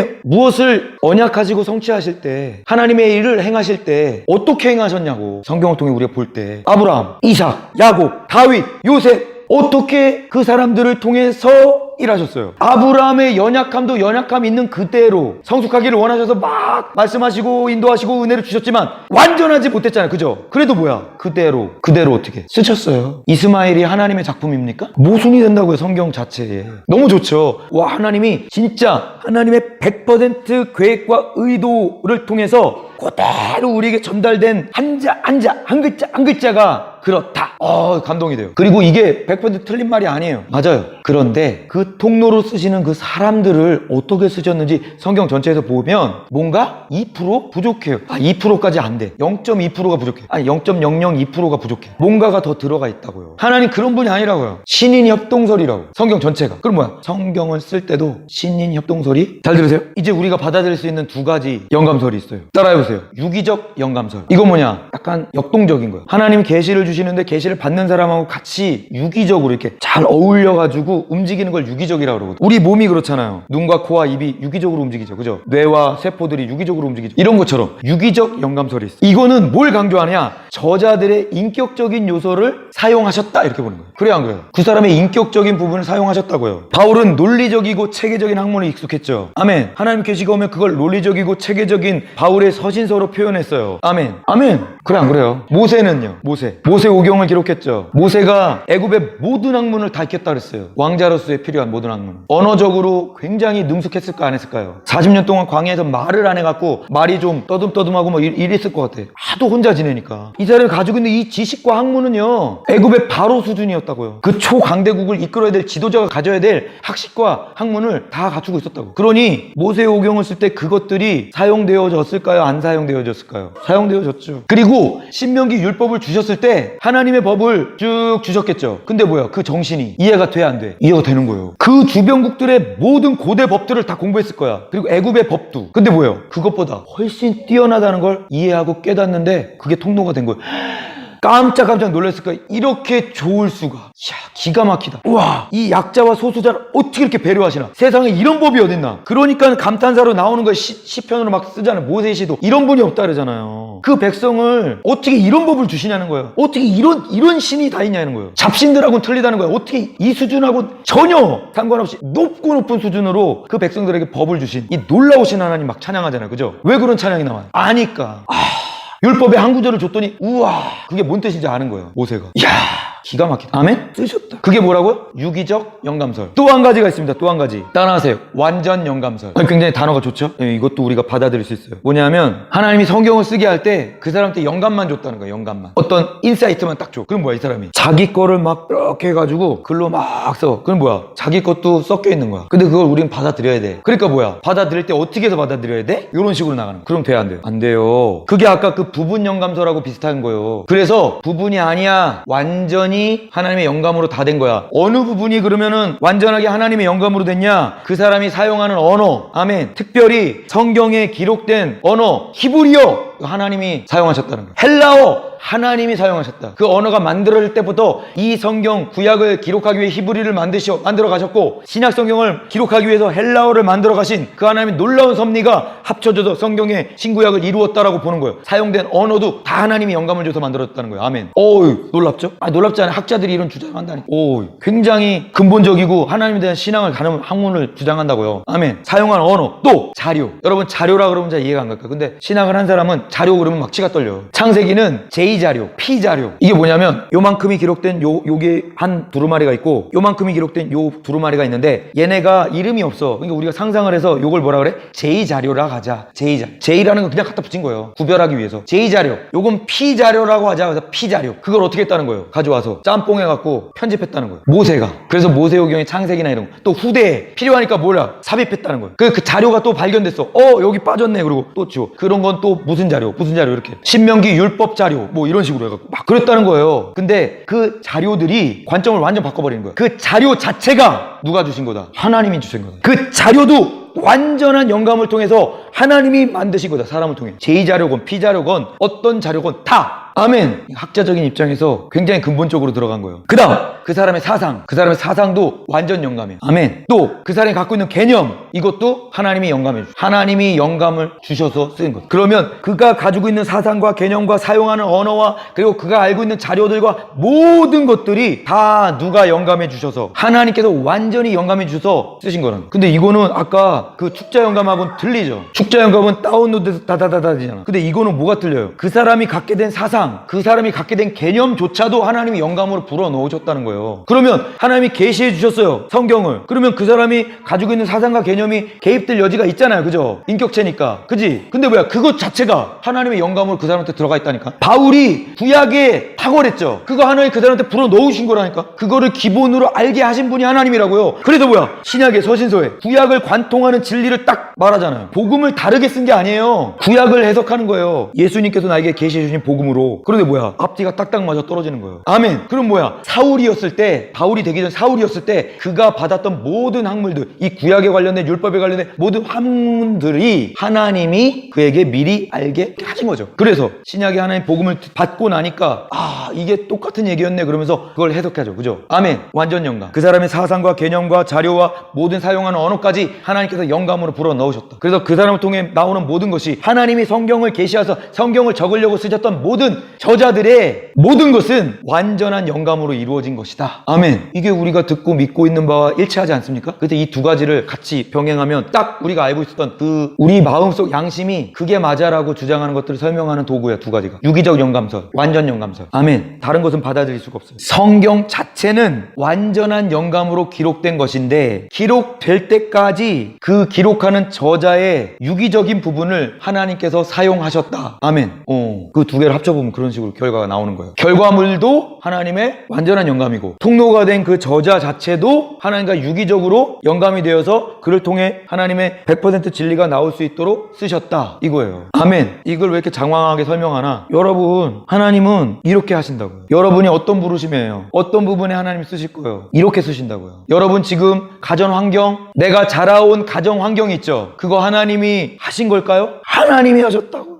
하나님이 그런 가정으로 보내신 거예요. 가난한 가정으로, 부유한 가정으로, 적당한 가정으로 그 사람의 부르심에 맞게 부르심이 연단될 수 있도록, 그리고 그 사람이 거기서 하나님의 뜻에 맞게 만들어질 수 있는 최적의 환경, 최적의 부모, 최적의 형제들. 지금 딱 이 시점을 놓고 봤을 땐 최적인지 아닌지 잘 모르겠어. 왜? 부족하니까, 불편하니까. 근데 뭐야? 지나고 나니까 그래서 나를 그런 환경 속에 놓아두셨구나를 깨닫게 된다고요. 아멘. 하나님이 여러분에게 그런 것들 이해하고 깨닫게 해주신다고요. 그 은혜를 받으시길 예수님의 이름으로 축복합니다. 보여주셨잖아요. 근데 뭐야? 이해하고 깨닫게 해주셨잖아요. 그죠? 여러분의 그런 은혜가 있어야 돼요. 또 여러분에게 주어졌던 어떤 것들, 여러분의 공부, 여러분의 학문, 여러분이 가지고 있는 언어, 여러분이 배운 언어, 배우고 싶은 언어, 이 모든 것이 지금 누가 나를 통해 막 역사하고 계시는 거예요? 하나님이시라. 그걸 이해하고 깨달으면 거기에 뭐가 붙어요? 추진력이 붙어요. 추진력이 붙는다고요. 왜? 나에게 이게 필요하구나를 느끼게 돼요. 다윗이 그랬고 해낼 수 있게 되는 것이에요. 그 부르심. 부르심을. 이런 과정을 통해서. 아멘. 다윗이 그 은혜를 받았다고요. 다윗은 성경을 쓰지 않았어요. 성경을 쓸 사람으로 선택받은 게 아니에요. 무엇으로 선택받았다고요? 성경 건축을 준비하는 사람으로 쓰임받았다고. 그러니까 준비가 뭐야? 설계도가 없는 준비가 어디 있어요? 그러니까 뭐예요? 하나님 보여주시고 깨닫게 하시고 이해하게 하신 거예요. 무게까지 알게 하셨어요. 모양의 디테일한 이 디자인까지 알게 하셨어요. 그러니까 뭐예요? 그대로 설명해 줄 수 있는 거예요. 요렇게 해라. 근데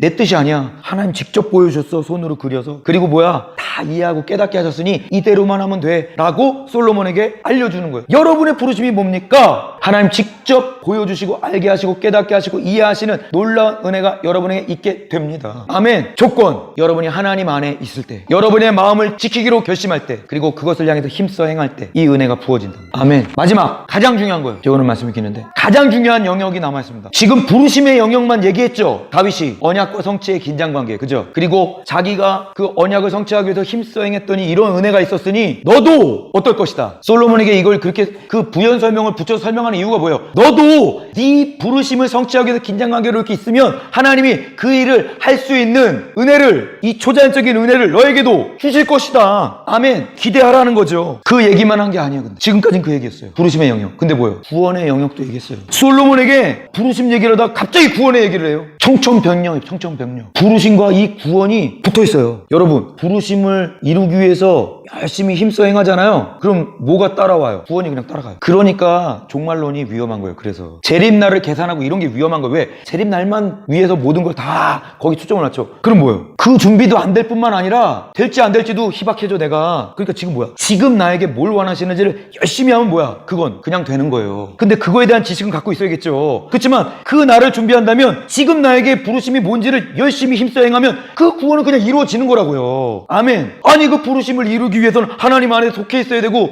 내가 그 마음을 하나님의 율법과 계명과 율례를 지키기로 결심해야 되고 그걸 힘써 행하고 있는데 어떻게 구원이 안 이루어집니까? 아멘. 근데 뭐예요? 부르심 놓치면 구원도 엄청나게 흔들린다는 걸 다윗이 얘기한 거예요. 부르심을 온전하게 언약과 성취의 긴장관계로 이루려고 노력하고 있다면 구원은 따라올 것이다. 그러나 너 이걸 무시해? 그럼 네 구원 희박해져. 9절 한번 읽어보세요. 네가 그를 버리면 하나님 어떻게 하신다고요? 어떻게 버리신다고요? 영원히 버리신다 그랬어요. 이 영원이란 단어가 아무 때나 쓰이지 않아요. 여러분 계시록 마지막에 무슨 복음? 영원한 복음이라고 그랬죠. 이 영원은 영원을 결정한다는 뜻이에요. 근데 영원을 어떻게 결정하신다고요? 버려버리신다고 그랬어요. 영원히 다시 번복하지 않아요. 결정되고 끝이에요. 버리는 걸로 결정하신다는 거예요. 어떨 때? 네가 하나님의 약속을 버릴 때. 네가 하나님의 약속을 버릴 때 하나님도 너를 영원히 버릴 거다. 갑자기 부르심 얘기하다가 구원의 영역으로 넘어가 버렸어요. 그 하나님을 떠나면, 너를 부르신 그 하나님을 떠나면 하나님도 너를 어떻게 하신다고요? 영원히 버린다고요. 근데 이 말을 언제 했는지 우리가 주목해 봐야 돼요. 지금 무슨 얘기를 하면서 했죠? 성전을 지어야 된다고, 담대하라고, 하나님이 너와 함께 하실 거라고 약속하셨다고 그렇게 말을 하면서 이 얘기를 하고 있다는데 주목해 봐야 돼. 우리가 네 인생의 목적과 네가 이 땅에서의 하나님의 계획과 뜻이 이것인데 이것을 거부하고 하나님을 버리면 그것은 네가 구원을 차버리는 것과 똑같고 하나님은 그것을 그대로 응답하실 것이다 이렇게 말하는 거예요. 인생이 살아있으면 뭐예요? 살아있는 목적을 이루어야지. 살아도 산 것 같지 않아요. 그럼 왜 살아요? 왜 살아있어야 되죠? 내가? 한 사람에게 인생의 목적이 있어요. 한 사람 한 사람 모두 독특하고 창조적인, 창의적인 그 사람이 이 땅에 태어난 목적이 있다고요. 근데 그거를 의식하지도 않고 그것을 향해서 노력하지도 않고 행하지도 않고 깨닫지도 못한다면 그 사람이 살아서 뭐 하냔 말이에요. 먹기 위해서? 자기 위해서? 그냥 죽을 수는 없으니까 죽지 못해? 하나님은 하나님의 백성을 그렇게 부르지 않으셨다고요. 하루하루 그냥 살아가니까 사라지는 거야. 그냥 가는 거야. 어디로 갈지 모르지만 그냥 가보자. 하나님은 절대로 사람을 그렇게 이 땅에 보내시지도 않았고 그렇게 인생을 허비하면서 살도록 하시지 않아요. 그런 하나님이 아니십니다. 하나님 반드시 어떤 사람의 이 땅에 보내신 목적이 있고 뜻이 있습니다. 계획이 있어요. 부르심이 있어요. 그 부르심을 이루시면서 하나님과 그 사람과의 가운데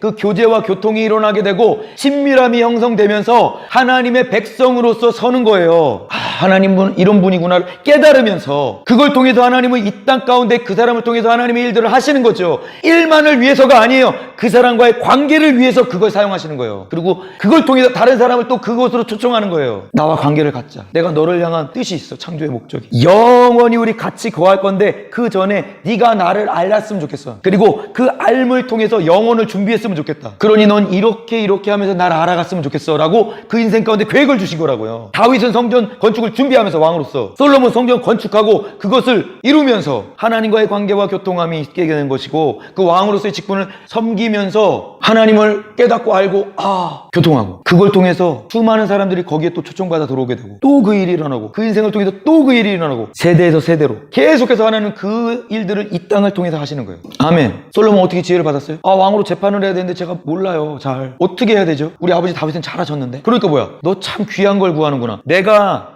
뜻하는 바를 네가 이루고자 하는구나. 그러면서 뭐야, 지혜도 주고 나머지도 다 줬어. 아멘. 하나님 그렇다니까. 그게 뭐예요 지금? 그 왕이란 직분을 통해서 누구를 만난 거예요? 하나님 만났잖아요. 우와, 하나님 이런 분이네. 덤으로 막 주시네. 와, 날 부유케 하시네. 인격적인 교청이 나면 이 교제가 나면서 하나님을 알게 되고, 하나님은 나를 더 그걸 잘할 수 있도록 도와주시고, 그러면서 더 가까워지고 그걸 통해서 수많은 사람들이 복을 받고, 그 관계로 또 들어가고, 하나님이 내 인생 가운데 목표하시는 바가, 목적하시는 바가 그거라고요. 여러분, 부르심을 이루는 거는 하나님과의 관계가 친밀해지고 하나님과의 교통이 일어나면 하나님을 알아져가는 도구로 쓰시는 거예요. 그러면서 또 하나님 뜻도 이루어지신 거예요. 아멘. 여러분의 부르심은 그렇게 이루어져가고 그런 목적으로 사용되어지는 것입니다. 아멘. 일만 부려먹으신 분이 아니에요. 인격적인 교통을 그 부르심을 통해서 해나가시는 거죠. 여러분, 이걸 이해하려면 하나님의 전지하심을 믿어야 됩니다. 네가 그를 찾으면 만날 것이고, 네가 그를 버리면 그가 영원히 너를 버릴 것이다라고 말하기 전에 한 가지를 전제로 딱 깔았어요. 그게 뭐냐? 따라해보세요. 하나님의 전지하심. 하나님의 전지하심. 전지가 뭐예요? 다 안다. 뭘 다 아시나? 내 아들아, 너는 내 아버지.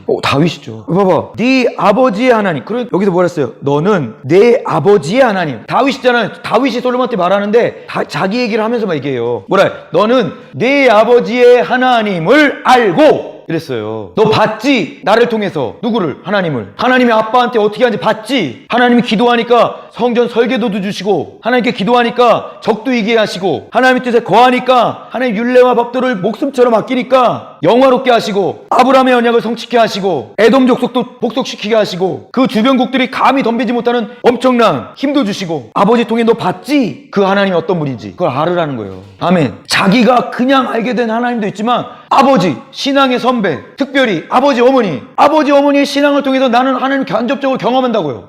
하나님 저렇게 하시네. 우와, 하나님 저런 분이구나. 그거 중요해, 한중에. 무지하게 중요한 거예요. 내 아들 솔로몬아, 너는 네 아버지의 하나님을 알고, 다윗, 내가 그 하나님을 어떻게 관계를 맺고 인격적으로 교통하며 친밀함을 누리고 어떤 일들을 나에게 행하셨는지, 내가 그 하나님을 섬기기 위해서 어떻게 행했는지 너 봤잖아. 그걸 너 알아야 돼. 너도 경험해봤지? 알아야 돼. 그냥 알지 말고 어떻게 알아라? 그를 어떻게 알았어요? 찾으라고 했잖아요. 왜 알라고 그래요? 그렇구나. 끝! 그건 아는 게 아니죠. 다윗이 어떻게 했습니까? 무슨 일이 있을 때마다 기도했잖아요. 심지어는 살인, 교사, 간음죄를 짓고도 그 앞에 납작 엎드려서 그 태어난 아이를 살려달라고 기도했잖아요. 그죠? 근데 죽었지만, 아무튼 무슨 일, 어떤 상황이 닥쳐와도 다윗은 어떻게 했다? 기도했다. 그러니 솔로몬, 너 나 봤지? 그 하나님 알지? 그래서 하나님 어떻게 해주셨는지. 그래서 그 다음 태어난 아들이 누구야? 너잖아, 솔로몬. 그 어머니 밑에서 태어난 너. 아멘. 알잖아, 너. 그러니 너 어떻게 해라? 내가 그 하나님을 그렇게 찾고 교통하고 교제하고 친밀했던 것처럼 너도 그를 찾으라. 아멘. 너도 똑같이 본받아서 그렇게 살아라. 저는 몰라요. 어떻게 찾아야 돼요? 아버지가 가르쳐줬잖아. 아빠가 했잖아, 그렇게. 너도 그렇게 하면 돼. 아멘. 여러분 그렇게 하시면 돼요. 금식을 하면 하나님이 놀랍게 역사하시는구나. 기도 응답하시는구나. 그리고 금식으로 하나님을 섬기는 거구나. 무슨 일이 일어나든 안 일어나든 하나님이 하라고 하시면 순종하는 거구나. 배웠어요? 봤어요? 봤죠? 여러분도 그렇게 하란 말이에요. 이제 그렇게 하나님 찾으란 말이에요. 대대손손 하나님의 법을 제대로 익혀 익숙한 자들을 계속 길러내시라고요. 손자 손녀도 저 하려고, 요셉처럼 무릎에다 껴놓고. 여러분, 너는 내 하나님 아버지, 내 아버지의 하나님을 알고, 또 있어요. 한 가지가 더 있어. 온전한 마음과 기쁜 뜻으로 섬길지어다. 아멘. 온전한 마음은 퍼펙트입니다. 퍼펙트. 온전한이라는 단어가 퍼펙트. 이 뭐예요? 완전한. 여러분, 마음속에 두 사람을 섬길 수 없어요. 두 신을 섬길 수 없다고요. 세상이건 하나님이건 둘 중에 하나를 섬겨요. 그걸 말하는 거예요. 퍼펙트. 네 마음을 하나님께 완전히 드려라. 네 마음을 완전히 드려. 양다리 걸치지 마. 그리고 또 한 가지, 기쁜 뜻으로. 기쁜 뜻은 뭐냐? 자발적인 마음을 말해요. 좋은 마음, 하고자 하는 마음, 억지로 하지 말라는 뜻이에요. 두 마음을 품지 말고 억지로 하지 말고, 이런 뜻이에요. 이것도 다 다윗과 관련된 거예요. 너 나 봤지? 내가 억지로 하더나? 언약궤 들어올 때 내가 억지로 춤추더나? 기뻐서 춤추더나? 내가 하나님을 이 우상도 섬겼다가 하나님도 섬겼다 그러더나? 하나님만 온전히 섬기더나? 봤지? 그렇게 하는 거야. 아멘. 그 다음이 중요한 거예요. 왜 그렇게 해야 되느냐? 그게 이제 하나님의 전지하심이에요. 그 다음 문장을 한번 읽어보세요. 시작. 이게 믿어지셔야 됩니다. 이게 진짜 여러분 신앙이 돼야 돼. 이게 신앙의 가장 근본이에요. 여호와께서는 어떤 분이냐? 전지하신 분이라는 거예요. 겉으로 드러나는 행동만 보시는 분이 아니에요. 절대로. 모든 마음. 여기서 마음은 중심입니다. 중심. 속. 마음 속. 깊은 곳. 모든 마음 속. 마음속을 꿰뚫어 하시는 분. 아멘. 모든 마음속을 꿰뚫어 하시는 분이라 이거예요. 살짝 겉으로만 수박 겉핥기로 하시는 분이 아니에요. 우리를 전지 모든 것을 아세요. 왜 그런 행동을 하는지, 왜 그런 말을 하는지 그 마음의 중심을 꿰뚫어 하시는 분이라는 걸 여러분 믿으시기 바라요. 아멘. 그리고 모든 의도. 여기서 의도가 중요해요. 의도는 뭐냐면 마음이 형태가 있습니까 여러분? 마음의 형태가 있나요? 형태가 없습니다. 근데 마음이 형태를 갖추는 적이 있어요. 그걸 의도라 그래요. 마음의 형태가 없어요. 근데 뭐예요? 갑자기 마음이 뭔가를 형태를 갖춰요. 그게 어디로 나와요? 말로 나오고 행동으로 나오는 거예요. 아멘. 그걸 의도라 그래요. 의도. 이 히브리어를 자세히 살펴보면 마음속에 형성된 형태를 말해요. 그게 의도야. 자, 제가 어떤 일을 딱 하려고 해요. 그럼 뭐야? 아, 이렇게 하고 이렇게 해야겠구나. 계산을 하죠. 그죠? 그리고 어떻게 해요? 행동을 하죠. 봤어. 생각이 들어왔어. 그럼 뭐야? 이렇게 해볼까? 그래 안 그래요? 마음의 형태를 갖추죠. 그 다음 뭐야? 행동으로 나오고 말로 나오죠. 그거 나오기 전에 그 마음속에 형성된 형태를 의도라 그런다고요. 아멘. 그래서 요걸 뭐라고 우리나라 단어가 표현을 하냐면 속셈. 이게 계산을 해봐. 근데 어디서? 속에서. 그래서 저 사람의 속셈을 알아. 그럼 뭐야? 보통은 부정적이지만 그 마음속에 의도를 안다는 거죠. 이렇게 해야 나한테 이렇게 하려고 하는 걸 내가 느끼고 깨닫고 하는 거예요. 근데 뭐예요? 사람은 부분적이죠. 하나님은 100% 완전히 하신다고요. 모든 의도 속셈까지 꿰뚫어 하시러 마음속을 꿰뚫어 하시고 중심을 마음속의 의도와 속셈을 꿰뚫어 하시는 그 전지하신 하나님이 계시기 때문에 너는 어떻게 해라? 내가 했던 것처럼 완전한 마음을 가지고 기쁜 뜻으로 하나님을 섬겨라. 아멘. 그렇지 않으면 하나님을 버리는 것이 되고 네가 하나님을 버린다면 하나님도 너를 영원히 버리실 것이다. 그러니 내가 알려준 그 하나님, 온전하고 기쁜 뜻으로 섬겼던 그 하나님, 너도 그 하나님을 알아서 모든 마음과 모든 의도를,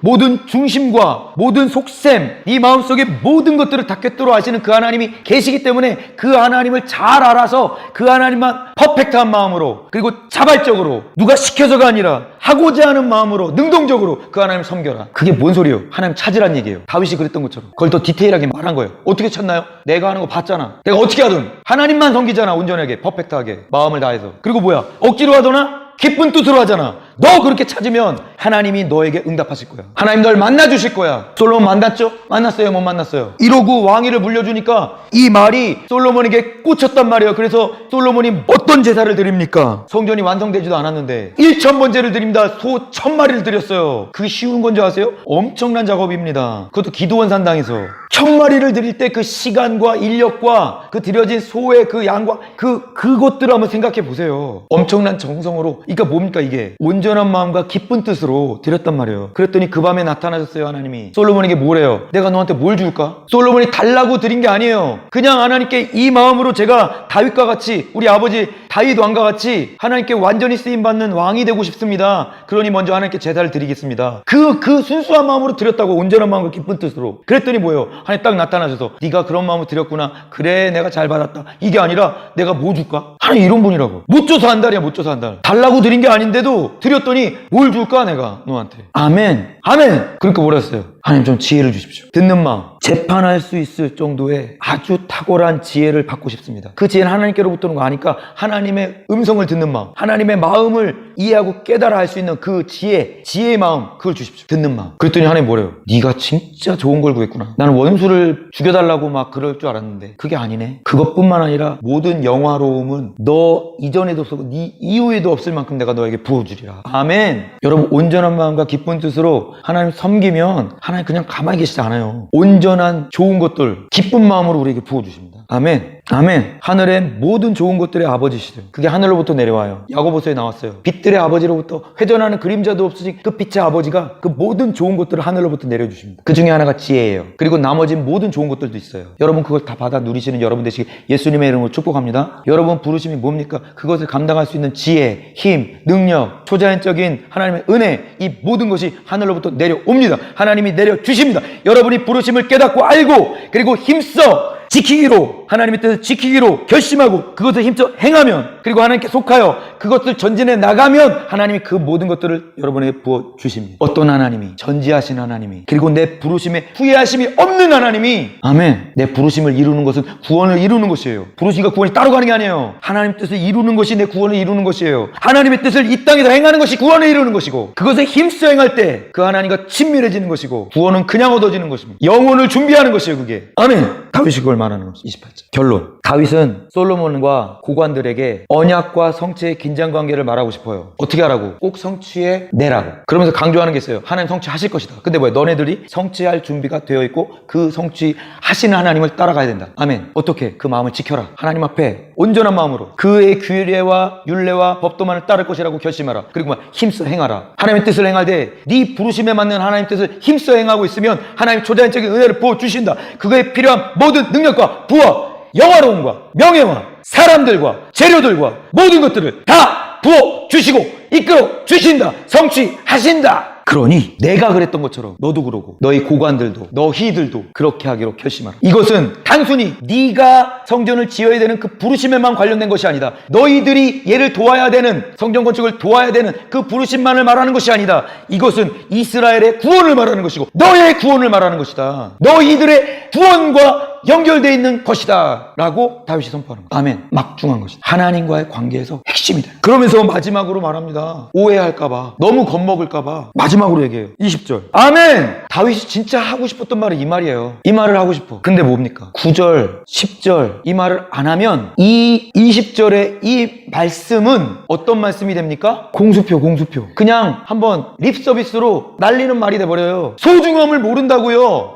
하나님 나한테 그렇게 하시는구나. 아, 감사 안 해. 끝. 하나님 그 엄청난 언약이 생각하게 다윗이 솔로몬이 그렇게 받아들이지 않기를 바랬어요. 이 놀라운 언약이 솔로몬의 목숨을 담보로 일생을 바쳐서 모든 것을 전력하여 이루어야 되는 놀랍고 소중한 것이라는 것을 깨우쳐주기를 바랬어요. 그렇지 않으면 뭡니까? 이 언약이 너무 값싼 은혜가 돼버린 거. 값싼 은혜. 그냥 하나님 그런 분이고 그렇게 해주시는 분이야. 내가 어떻게든 하나님 날 버리지 않아. 하나님은 다 용납하셔, 다 용서하셔. 하나님의 그 존귀하심과 그 놀라우신 은혜가 땅바닥에 내팽겨치는 값싼 은혜가 돼버린다고요. 9절 10절이 있기 때문에 이게 너무나도 소중한 언약이 되는 거예요. 하나님의 약속이 되는 거예요. 하나님 널 버리지 않는다. 감사하네. 버리실 수도 있었는데 내가 하나님을 절대로 놓치지 않으면 하나님 날 절대로 버리지 않아. 그렇지. 안심하는 거. 그러니까 그게 소중해지는 거예요. 십자가로 다 해결해서 죄 회개하면 다 용서하셔. 그래. 저보지 뭐. 회개하지 뭐. 회개하자. 잘못했습니다. 그 또 해. 이런 값싼 은혜가 안 되는 거는 그게 얼마나 소중한지를 깨달아야 돼. 다윗이 그걸 말하는 거예요. 네가 받을 구원과 똑같은 거다 이거는. 영원을 결정하는 거라는 거예요. 그런데 네가 하나님 버리면 하나님 널 버려 영원히. 그런데 하나님은 널 영원히 떠나지도 않고 버리지도 않으신다. 아멘. 약속하셨어. 그러니 그 약속의 말씀이 얼마나 가슴속 깊이 정말 소중하게 받아들여지겠어요. 아멘. 여러분 그렇게 받으셔야 돼요. 그렇게 값싸게 그냥 립서비스 정도로 하나님은 너를 버리지 않아, 너를 떠나지 않아, 두려워 말라, 놀라지 말라, 그런 단순하고 그냥 립서비스 차원의 그런 얘기가 아니에요. 하나님께서는 여러분을 구원하시고 여러분을 세우기 위해서 독생자 한 분밖에 없는 예수 그리스도를 십자가에 못 박혀 죽이셨어요. 그리고 여러분을 살리셨다고요. 그만큼의 값어치를 여러분에게 주셨다고요. 너는 그렇게 값비싼 아이야. 넌 그렇게 소중한 아이야. 내가 너한테 그런 뜻이 있어. 그만큼의. 이만큼의 값어치가 너의 존재의 이유다. 그리고 예수님을 그냥 찢어 죽이셨다고요. 쳐다보지도 않으셨어요. 소리쳐도. 하나님 어째 날 버리십니까? 왜? 여러분 너무 사랑하셨어. 난 얘네들을 구원해야 돼. 안 쳐다봐. 여러분이 어떤 존재감을 내가 가지고 살아야 되는지, 그리고 이 하나님의 약속이 절절하게 느껴져야 되는지 여러분 마음속 깊이 새기셔야 돼요. 얼마나 소중한 말씀인지. 너를 떠나지도 않고 너를 버리지도 않겠다는 이 약속의 말씀이 얼마나 소중한 말씀인지 여러분은 그 이해하고 받아들이죠. 절대로 립서비스로 흘려듣는 얘기로 받아주면 안 돼요. 그 은혜가 여러분의 인생에, 여러분의 마음의 중심에 새겨지고 생각나고 여러분을 이끌어가는 원동력이 되시기를 예수님의 이름으로 축복합니다. 우리 기도하겠습니다.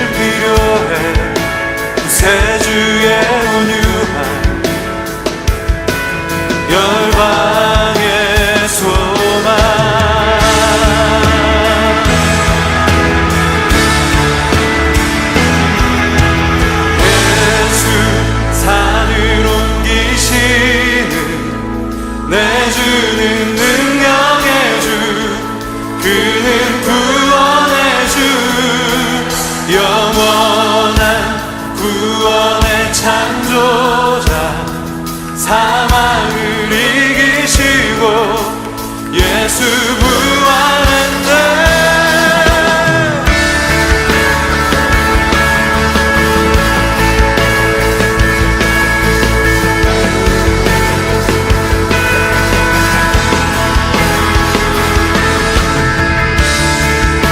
실패와 두려움 주 받아주소서.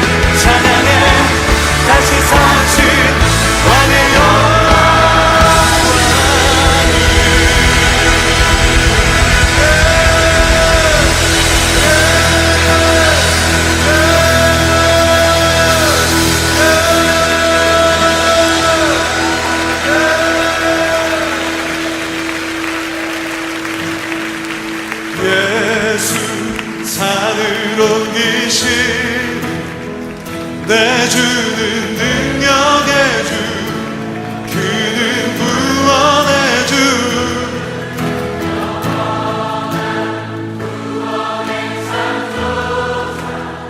사망을 우리 손 높이 들고 박수 치면서 구원의